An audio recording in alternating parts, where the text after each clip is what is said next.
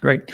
Welcome to Digital Asset News. Take the top stories in crypto and break them down into bite-sized pieces. So today, just as the thumbnail and the title suggests, it's really all about Russia.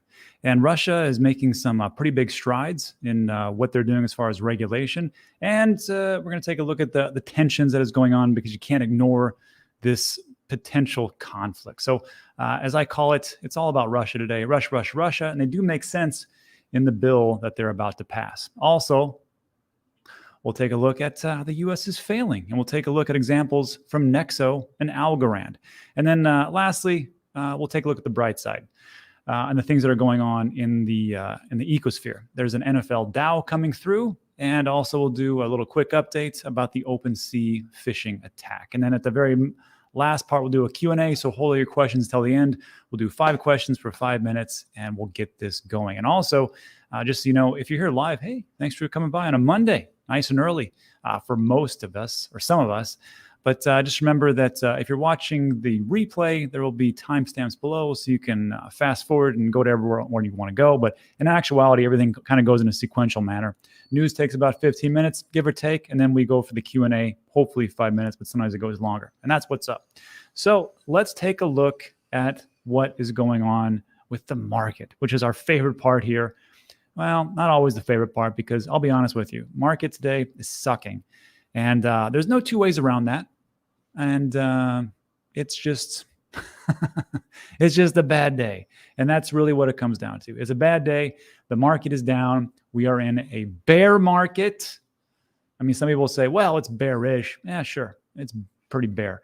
And that's what's going on. But the reason you have to understand is there's so much uncertainty. I mean, there's been some things have been built in. I mean, the Fed had their emergency meeting. Looks like they're going to raise it by 0.5 basis points or whatever they said. And so they're going to be a little bit of an influx in points. They're going to raise some rates. Sure, I think we knew that. I think the market knew that. That's not the big thing. I think what the big thing is right now is there's so much uncertainty about war, and people get freaked out, and with good reason. But we'll take a look at what's going on. So that affects not only us, but affects the S&P 500, affects the traditional finance. Take a look at the NASDAQ. I mean, they closed pretty low on Friday. Who knows? Actually, they're not even going to open today because it's President's Day. So there's not going to be an opening. So we'll see. And I just expect this to fall even farther. That's just the truth. Bitcoin's down. Ethereum's down. Tether, well, some people care because it's up 0.1%. It's a stable coin, so whatever. Everything's down. Terra's up almost a point. So, hey, watch out. Good for you Terra holders. That's me too. And Leo token, 1.2. Decentraland, some metaverse plays looking pretty decent. USDC, 16% for BitTorrent. Congratulations, BitTorrent holder. I'm sure Mike is pretty happy about that. Good for him. All right. So that's what's going on. And again, this is the time when you really have to ask yourself, what am I in this for? Am I in this here for the long haul, or was I here to get rich? If you're here to get rich, this is not, unfortunately, the place. And I think we talked about this at length. So it really comes down to, and even Peter Lynch says it, everybody's got the stomach for markets, or everybody has the brain power for markets, excuse me, but do they have the stomach for it? And that's what it comes down to. So let's just take a look at what's going on in the macro sense, and then maybe this kind of makes sense for what's going on with our little neck of the woods. So here's what we got. So this conflict is eating up everything. And I think there is so much uncertainty. That's the problem. But there is some positive news on the horizon, kind of. Biden agrees in principle to Ukraine summit with Putin. I'm just going to talk. And I am not the guy to come here for, the geopolitical environment. But there are some things, some clues about what's going on. So financial markets edged higher on the glimmer of hope for a diplomatic solution, even as satellite imagery appeared to show Russian deployments close to Ukraine's border, while sounds of fighting were heard on Monday in the east. That's what's going on. The office of French President Emmanuel Macron said in a statement he had pitched to both leaders a summit on security and strategic stability in Europe. White House said Biden had accepted the meeting, but only if an invasion has not happened. So, hey, at least the channels are open. We'll see how it all goes. Some people are like dead set, like the war is going to happen. I'm not so sure. When I look at these things and I step back and I'm like, what's the big player? What's the bigger play? Is it all about that's what wants to happen, or that's what Russia wants to do? I'm not the guy to make those decisions, obviously, but I just don't see this big, huge war that everybody's talking about. But I will ask you the question, which is this: what do you think will happen with the markets when they come out and go, okay, we agreed, Russia and Ukraine and Europe and Germany and everybody else, we just agreed on this one resolution. We're not going to do sanctions. There's going to be some give and take. War is avoided. What do you think the markets are going to do to that when that actually comes out, if it does come out? Let me just think about that in the comment section. I think it could be pretty good. But this is the good news right here. And this was just from, I think this was today. What's the date today? Yeah, today. Russia inches closer to crypto regulation as ministry hands government's draft bill. This is, on first look, this isn't a big deal because we're like, okay, we knew about this. But the devil is in the details. And when we take a look at the actual bill itself and what they want to, Russia makes a lot of sense, what they're trying to do here. And I think there are some knowledge points to what I think every different country can take from this. All right. So Russia's Ministry of Finance says it has formally submitted its draft bill on crypto regulation to the government. The ministry said the government had also received proposals from Russia's central bank, which they want to ban it. They noted that the latter's wish is to impose a ban on the organization of the issuance and circulation of digital currencies, as well as the introduction of liability for relevant offenses. So the central bank, India, Russia, I mean, you name it. Most of the central banks want to ban crypto, except the United States. Jerome Powell did come out, 4 or 5 months ago, and said they had no plans on banning the crypto and digital assets. So I think that's a win for us. But the finance and ministries noted this: the central bank's proposals here in Russia will be taken into account in further work on the draft law, insofar as they do not contradict the approach of the Ministry of the Finance, which the Ministry of Finance is like, we want to legalize it, we want to tax it, and we want to move forward. So if you think we're going to ban it, you're out of your minds. Because Russia knows, and there was a report we talked about last week, and it said that they know that Russian citizens have between $21 billion and $215 billion worth of crypto and digital assets. So if they have that in their possession, and they're just trading it amongst themselves, peer-to-peer, or using whatever they use, a VPN, to trade it around the world, do you not think they want a piece of that? Do you not think they want to tax it? Of course they do, and that's what it's all about. So of course they're not going to let the central banks. I don't personally think. You're welcome to disagree with me in the comments, but I don't think they're going to let that kind of money slip away. All right. It's the ministry added that its proposed changes were aimed at creating a legal market for digital currencies with the establishment of rules for their circulation and participants. Now, this is where it gets a little crazy, or not crazy, but smart, actually. The new bill, if adopted by Parliament, would oblige the judiciary to consider crypto solely as a tool of investment. So they cannot use it for payments. That is the big thing. So at first, people are like, well, that kind of sucks, but wait. The bill will require domestic exchanges in Russia to abide by corporate governance, reporting, information storage, internal control and audit, risk management system, and fund management protocols, while foreign crypto exchanges will have to register in Russia to obtain a license. So here's the thing. When people hear all that jargon, it's like, oh, that sucks because that's awful because now they're going to be able to regulate it. Just the exchanges. There's nothing in here that says anything about the private wallets, cold storage, whatever you want to do with it. And I'm not here to advocate for Russia and doing everything, but I think there's some things in here. At least they're moving it along the lines and actually taking steps in the right direction. So I got to applaud them for that. Good for you. Let's get some more people in there. And then this part. The bill also proposes that citizens take online tests before purchasing cryptocurrency, which will determine their level of knowledge about investing in said digital currencies and awareness of their possible risks. Let me just read this one part.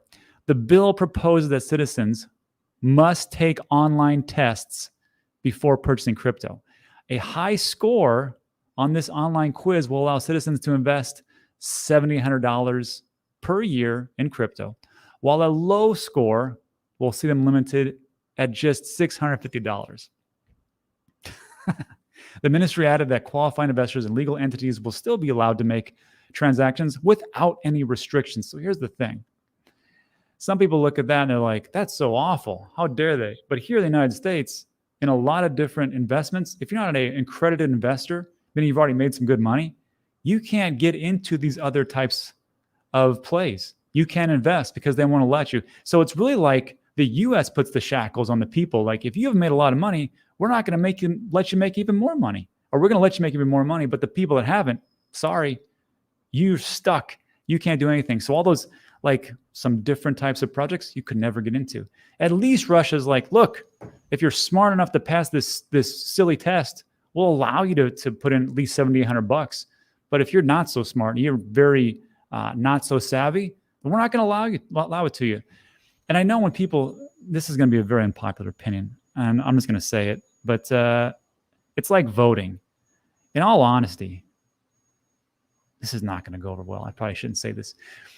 In all honesty, when people vote, like there was this commercial from FTX that just came out, Larry David, and he's citing the Constitution, and he's like, you're going to let everybody vote? He's like, yeah, even stupid people? Yeah, we'll let stupid people vote. In all honesty, I think it's somewhere down the line, there are people who have no idea what the issues are, no idea what's going on, and they still vote. At least here, you could say, hey, maybe you should take a test. Oh, this is not going to come out right. I'm just going to skip that part. Let's just go over this and just say, I think it's a pretty good idea that they actually allow people to invest, but they have to just say, like, are you competent enough just to pass the very basics of these things? We'll let you do it, and off you go. I mean, it's better than what the United States offers. Let me just think about that in the comment section, and then let's move on to our next piece. U.S. fails Nexo and Algorand. So real quick, this is not surprising, but it's bad news, but it's good. I'll get to it. So crypto lender Nexo stops interest on new deposits. I want to mention it's new deposits. That's very important here. So Nexo, in a statement posted to its official subreddit on Friday, said it will voluntarily be making the changes of such. In light of BlockFi's agreement to pay $100 million to federal and state securities regulators to settle allegations that it illegally offered a product that pays customers high rates to lend out their digital tokens, we're going to stop that. BlockFi will be reportedly registering its offerings with the regulator. Nexo will follow the same path. Talking about securities. Nexo's current U.S. customers, the ones right now, will be unable to earn interest on new deposits, though they'll be able to keep earning on existing balances for digital assets. So that's a fail, in all honesty. So Nexo's like, look, because BlockFi kind of got screwed and they're paying $100 million, we don't want to pay $100 million, so we're stopping all this stuff. We don't want to deal with the government. We thought we did, but now we don't. So let's just stop all this stuff. If you have something before, you can, but anybody new, sorry, you're not going to earn anything. And I think this is going to be a domino effect down the line. I don't know how Celsius and Voyager are getting away with this so far. But I mean, they've talked about how it's totally different how they do it. That's great. If they want to do it, I'm not saying that they should. I'm not legal department, but there is some similarities. So we'll see how this all works out. But here's the good part. According to the firm, it will make a new offering available that's compliant with securities laws, and they'll move forward and at some point re-offer the earn interest product again, just not right now. So in my opinion, just my humble opinion, I think that's a fail for the United States, because they're like, again, look what Russia did. Take this test. Do you know a little bit? We'll let you invest. That sounds good. As opposed to America, do you know how to invest? We don't care. Have you made a lot of money? Okay, now you can make more money. You're a accredited investor. This isn't the country I remember growing up in. It's just insane. So there is that part. There's good news on the horizon, and that leads me to my next point, which is Algorand. There's a nice conference going on in Denver right now, ETH Denver. I think it might be over, but this was a interview between CoinDesk TV and the CEO of the Algorand Foundation. Not that she's the CEO of the blockchain, just the foundation. Stacey Warden. And smart lady has come through traditional finance, and she's made her way into Algorand. But there's this part right here, and it's going to really cement what I'm talking about as far as the failures of the United States dragging its feet as far as regulation. She's going to talk about that, and she's also going to talk about the direction that Algorand is going. And it's why that I personally dollar cost average into 4 things every day: Bitcoin, Ethereum, Chainlink, and Algorand. Why? Just take a listen. First of all, let me stop the screen. Let me share the right tab so you can hear this, or else it'd be worthless. All right. Let me mute myself. This is 1 minute. That's all it takes. Are there any concerns about regulation, say, especially, with the SEC? It's unclear, whether they may consider Algorand a security or not. Yeah, the Algorand Foundation is based out of Singapore. We don't issue algos in the United States. We don't operate in the United States. We are a Singapore-based entity. So, hoping to avoid the SEC or the U.S. altogether. I mean, we are waiting to see what regulatory clarity comes out in many jurisdictions around the world, and that's kind of our position. We're, I think, like many, just hoping for and expecting regulatory clarity at some point. What kind of use cases are you hoping to hone in on for Algorand? Is it NFTs? Is it more foundational? Yeah. So in 2022, we're super focused in building up the DeFi ecosystem. And when I say that, I mean, Web3, gaming, NFTs, all of the DeFi, making sure that the algo, you can get the algo from all kinds of access points across the broader crypto ecosystem. That's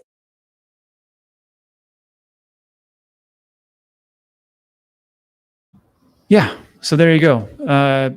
Look, if you're going to have so much strict regulations and they're not going to be able to really advance, why would they be here?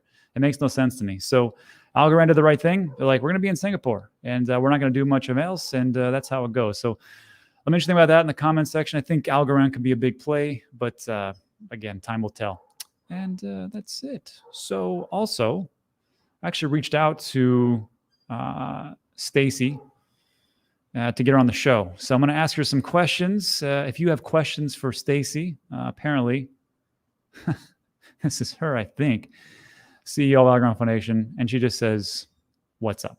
So if you got questions for her, leave that in the comments section, and I'll ask her when she gets onto the show. All right, so that's it for that, and let's finish up with the bright side, shall we? Because we've some good news, some bad news, but I found this pretty fascinating, actually, because remember, right now the market, we know it sucks, right? I mean, 1.8 trillion, geez, that's awful.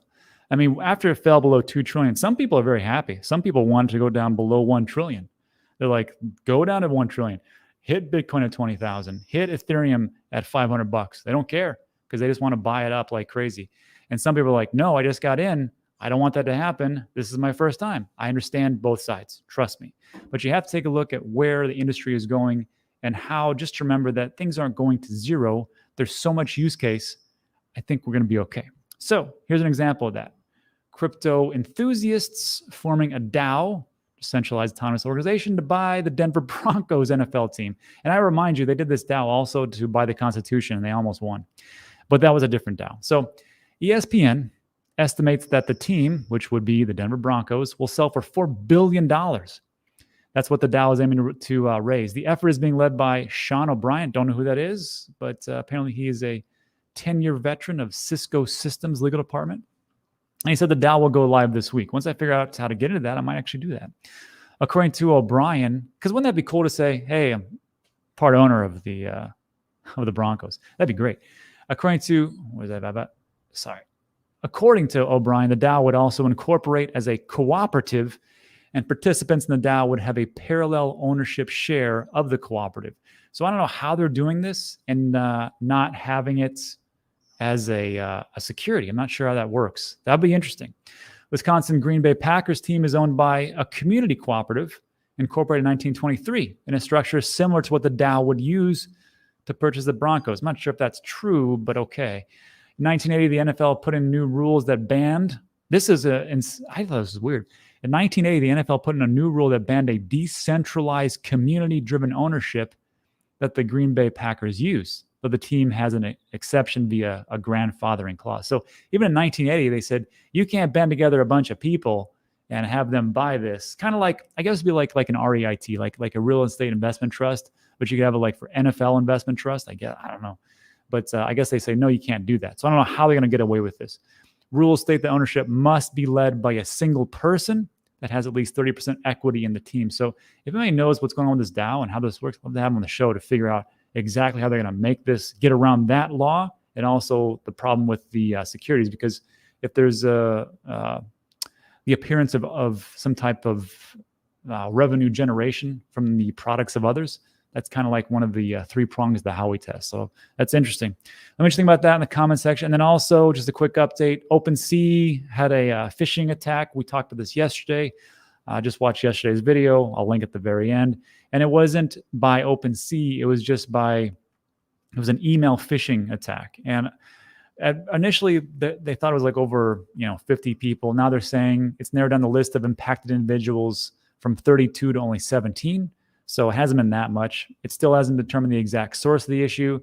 The company said on Monday, the attack does not appear to be active at this time, and there has been no activity in the malicious contract in 15 hours. So again, there is a link in the description, and it talks about if you get an email, there's a way to run it through this Google app, which is online, it's run by Google, safe enough, and you can figure out if this is actually a scam or not. Very simple. Did an 8-minute video also in the description. It's like the first third, one of the top 2 links I have. So just check that out. That way you don't get screwed over. And that's what's going on. And let's see what else. Oh, and lastly, I will say this. I know everybody makes fun of people some people make fun of people who get hacked. And I don't understand why they would do that. I've had my fair share of mess ups, but even super smart people like Lex Friedman, who's, if you don't know him, he's a pretty smart guy, AI guy, got his own podcast, and even he was hacked recently. And if you want to follow that, just follow me at News Asset for Twitter, and you can watch the video. It's very short, but he talks about and he was smart enough to say, you know what, I think this is on me. I think that I could have done something more. So accountability. All right, so that's it. So look, that's it for today's news. That's true. That's it for today's news. If you got to take off, hey, thanks for sticking around. I appreciate it. If you liked the video, give it a thumbs up. If you didn't, give it a thumbs down. But tell me why in the comment section. Maybe I can fix it. And also consider subscribing. If you're here already, might as well subscribe, right? But that's it. If you got to go do your thing. Thanks for stopping. I appreciate it. Now we'll get into the 5 and 5. 5 questions in 5 minutes, and then we'll get the heck out of here. So here's what we got. Where am I?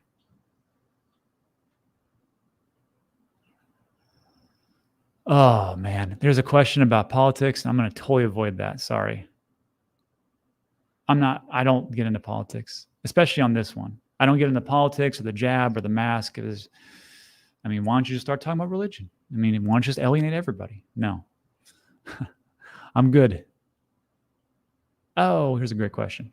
So Bob Parr says, hey, Dan, just opened I trust Roth IRA. Any tips? How's it working for you? I plan on putting the limit on this year for me, 7,000. Great. So I've had it for 2 years. If you don't know, there's this thing up here. There we go. Open a crypto IRA. There's a link in the description. And I show you why I open up a Roth IRA to protect crypto. If you don't know, once you put it in there and once it appreciates and you take it out, your capital gains tax are 0.0%. So this is the same thing that Peter Thiel did. He put in all his stock from PayPal, and it ballooned up to $5 billion, and he's paying 0.0% on the capital gains. So watch that video. So how's it work for me? Pretty good so far. Also, there was this thing that I always forget to talk about, and that is that, you traders out there, when you start to sell your crypto and then buy it back and do all these things, and you're making these capital gains and all the different recording, which really sucks. You can do that within the Roth IRA account, and you pay 0% capital gains tax. So for that, it's working out pretty well. So if you think that Bitcoin was going to crash and you would have sold it, you could have kept it in cash in that I Trust Roth IRA, and you could have buy back everything. And they've got I know it's over 30 cryptos. They also offer gold and silver, which is where I bought my gold and silver. So if you want to do that, it's working out pretty well. Just remember though that the final time to buy crypto within your Roth IRA is April 15th for last year, because you only can buy so much per year. Some people it's $6,000, some people it's $7,000 worth. But I think in 10 years, that's going to be worth a lot of money. Not financial advice, just an opinion. Okay.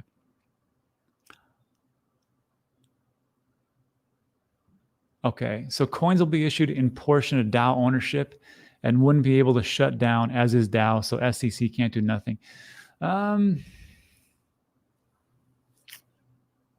If there's a centralized person just like that,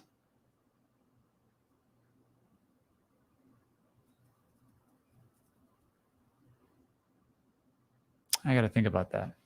Because if the SEC can, we know they can shut down exchanges because they're a centralized part. But the DAO itself, if we're offering shares, it might be something to it. I mean, if the company is overseas, just like what Algorand does, I mean, that's the foundation. And then you issue these things over here, where can they go to? But it is when you do payouts for the DAO. I got to talk to somebody about that one. It's a good question. Good point. Number 3. Oh, that's the same one. Thank you. Thumbs down is irrelevant. No, some people, they got good points. So I always listen.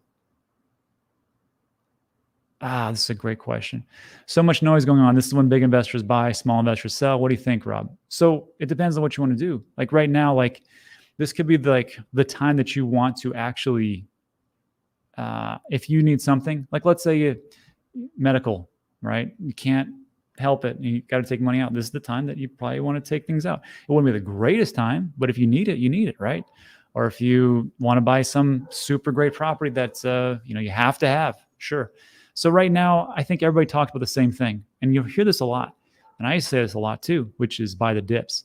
However, I've since learned that it's great to buy the dips, but it's even greater to take profits along the way. That way you have this extra cash on the side that when these dips happen, like who knows, tomorrow we could all go to war. And what do you think would happen to the market? It would junk. It would be dumped. And at that point, it would be great if you would have taken profits before so you had fresh powder on the side. And I'm not saying like to crash at everything. I'm just saying if you're going to dollar cost average in, dollar cost average out a little bit and keep some money on the side for days like this. But these are the days. This is why I set it up in Voyager. It buys those 4 cryptos and I don't even think about it. And I don't care because in 5-10 years, I know it's going to pay off. Great. Thanks for stopping by. Why is crypto tied to stocks? Question number 4. This is a great question. The reason is because I think we know that a lot of these institutions are actually, hedge funds and things like that are here.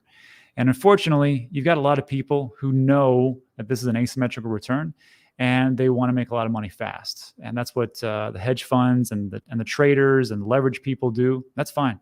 It is what it is. But when you have a lot of people who need to, or they think they know that things are going to crash, there's one of 2 places that's open 24/7, 365, and that's crypto and digital assets. Someone else has said that Forex is open all the time. Sure. But if they're going to sell, they're going to sell in our market. They're going to grab those gains and just stick on the sidelines. And remember, there's a lot of people that have a lot of money and they can manipulate the market anytime they want to. That's why, like, I always look at some of these trading advices and I'm like, that's cute. That's adorable. I mean, how are you going to take into account a big whale that comes on and just sells and dumps? You can't. But you know what you can do? Every single day, set it up, dollar cost average, buy a little bit here and there. 5 years, everybody's happy. All right. And okay. I'm gonna cheat. So real quick, do you have another meetup planned? Yes, it'll be this Wednesday here in Puerto Rico, and it'll be, I think we're gonna go back to Smokehouse. Pretty good wings, and they have vegan options. So if you're vegan, which is I think is pretty cool. I mean, really, because some people don't. They're like, well, I can't have that. Well, I like ribs, but you can have the vegan stuff. And then this is from Wave Logic. I try to not skip over the super chats because, first of all, if you paid money to ask me a question, I will definitely try to look at this because no one likes to get those avoided. But if I miss you, sorry. Could Russia be rushing with crypto to avoid economic sanctions after invading? Yes, obviously. And we talked about that at length before.